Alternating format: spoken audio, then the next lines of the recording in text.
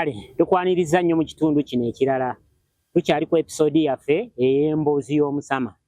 ne William Lwanga Katonda agenda maaso n'otunyumiza ebyali e South Africa. Emboozi teba nkadde naye nga aginyumya pozi nga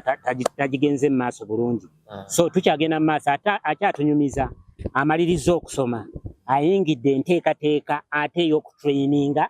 okugenda mu ssomero tandika okufuna omulimu. Sebo Katonda tunyumize ku mboozi awo kyagenda kityawo. Webale nnyo bwana Semakula. Pozi obuyivu bwange bwe nafuna e South Africa nafuna Bachelor of Education in Senior Phase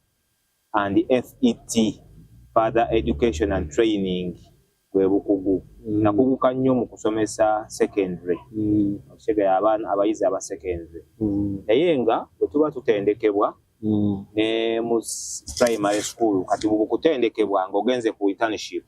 ne mu primary osobola okugendayo omwaka mu training emyaka 3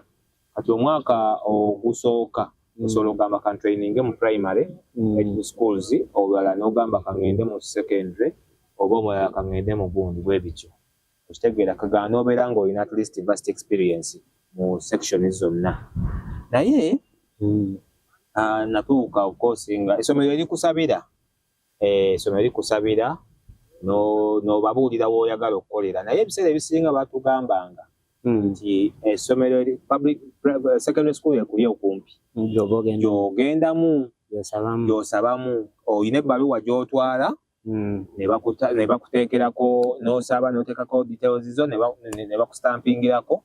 kati essomero likuwa ebbaluwa nga likusabira kati essomero likuli okumpi university yekusabira kati gwe n'omanya nti kati mbeera wa Makerere kati waliwo kangende ku Makerere College School essomero weeribyawo kati n'ofuna omukisa bakuwa n'ofuna omukisa n'osomera kati of course waliwo ne other universities ebeera nga internship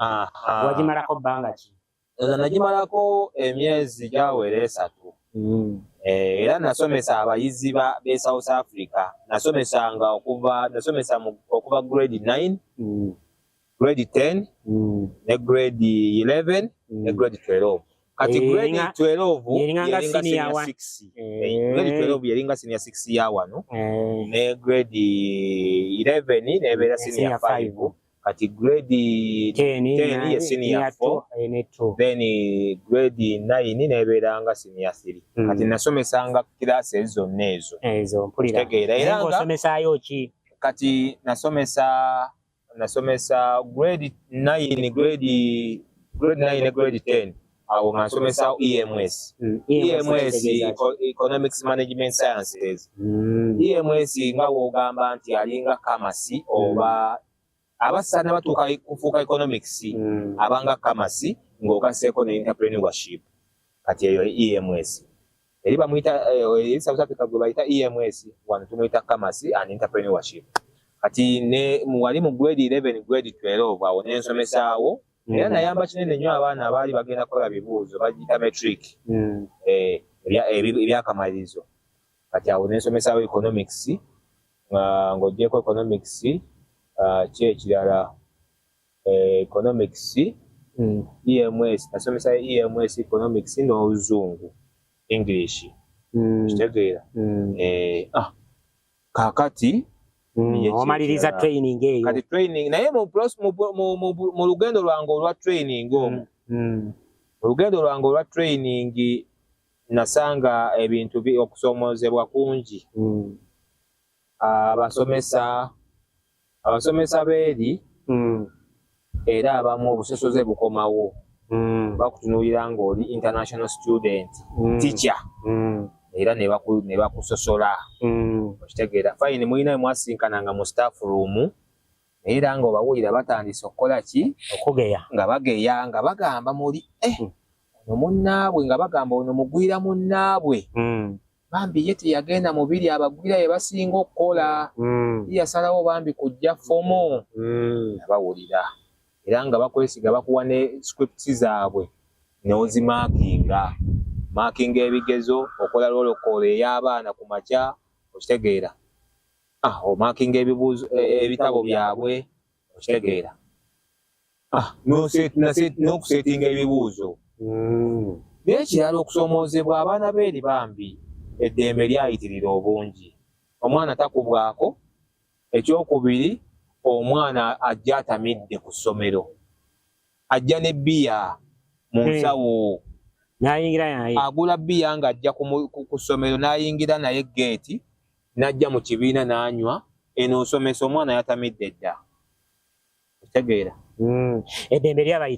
lyabayitirira ekyokubiri abaana bajja n'ebiso mu nsawo ebiso cases nyingi nnyo abaana nga bafumita abasomesa ebiso okufumita omuntu ekisa South Africa kyangu nnyo n'akutwala omwana anyiize kiringanga wano e Uganda n'ogenda wali mu kisenyi omuntu nakkuba eŋŋumi kati wano mu ssomero ng'omusomesa okusomozebwa bambi abasomesa kwe basanga omusomesa talina kugamba ku omwana bw'anyiiga asobola omufumita ekisa asobola okujja n'emmundu mu nsawo n'amukuba amasasi oba asobola okuleeta mukadde we kati gwe wabiyitamu otya ebyo training tebakubako tewabanyiizanga kati jjukira be nali nsomesanga bavubuka bannange abaana bakula mangu tolaba nti nze oli akutunulira n'agamba nti ffe tuli bakulu naye kakati osomesa omwana akwenkana nga wogamba nti mu university oba mu institute abasomesanga bavubuka bannaffe kati wali abaana gw'oli mukulu ku ye naye akusinga obuwanvu jjukira bakula nnyo ebimere gye bali ebakuza nnyo abawala bakazi bakulu baana bato naye engeri gye bakula mu bikoko bino ebizu abaana abo babayitamu otya naddala abawala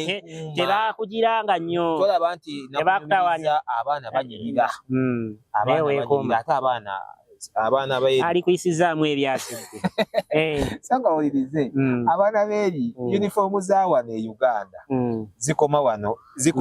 ku maviivi oba newansiko kati abaana beeri yunifoomu zikoma wano abaana yunifoomu zikoma wano okitegeera era omwana newoba ng'oli muzadde omugulidde yunifoomu nga mpanvuko era ddayo n'agisala alage ku bisambi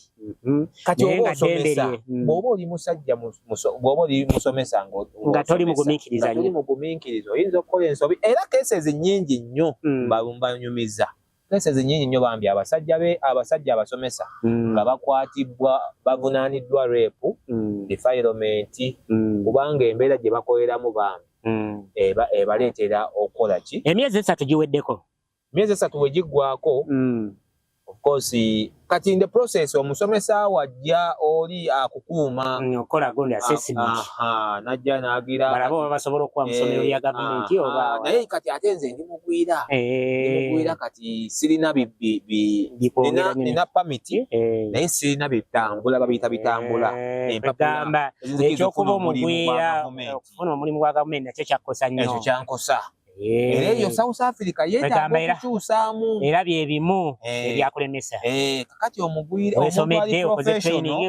ali professional mu South Africa nga mugwira anyigirizibwa nnyo olw'okuba musajja wattu yateekawo South Africa yateekawo emiziziko mingi egiremesa omugwira okuyingira mu katale k'emirimu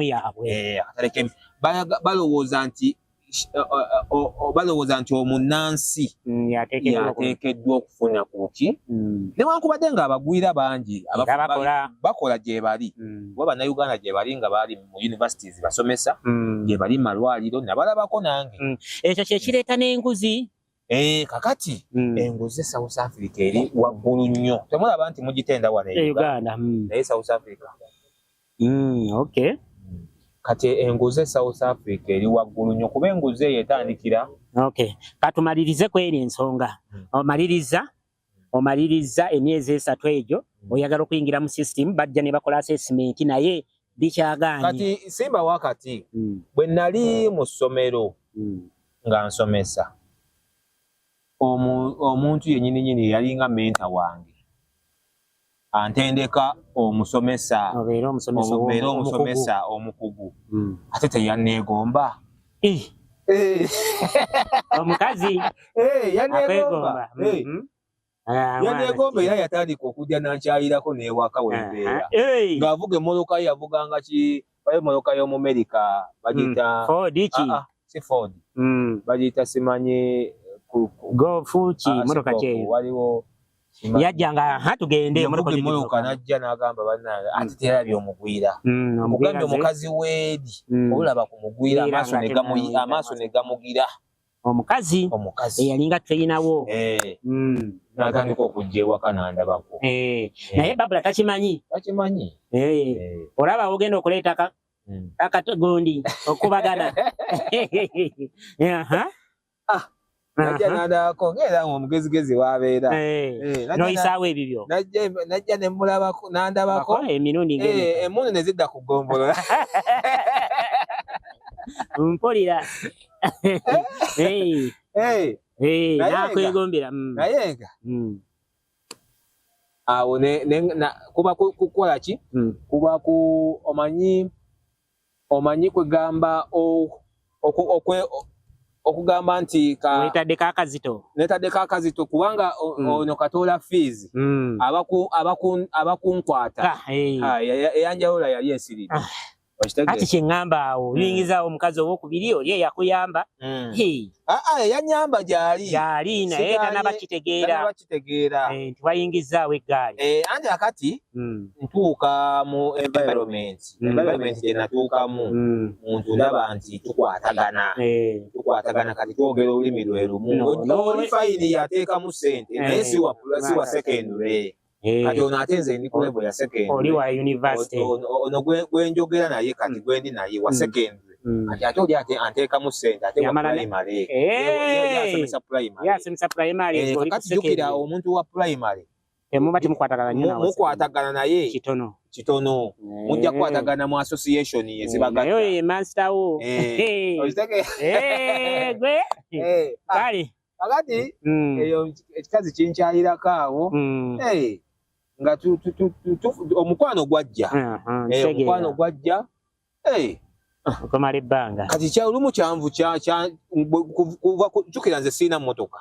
nga nvuga ku ssomero nandropinga ewaka oba nansulako mu katawuni wali n'ogattawo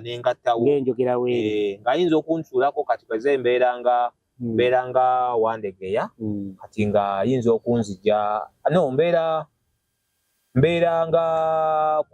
gundi Nankulabye kakati essomero liri Wandegeya kati ng'ajja nansuulako awo Wandegeya kati nze nga ntambula ne ntuukako nga wali olaba eyo kyaki ya gundi oba Mulago nga wembeera kale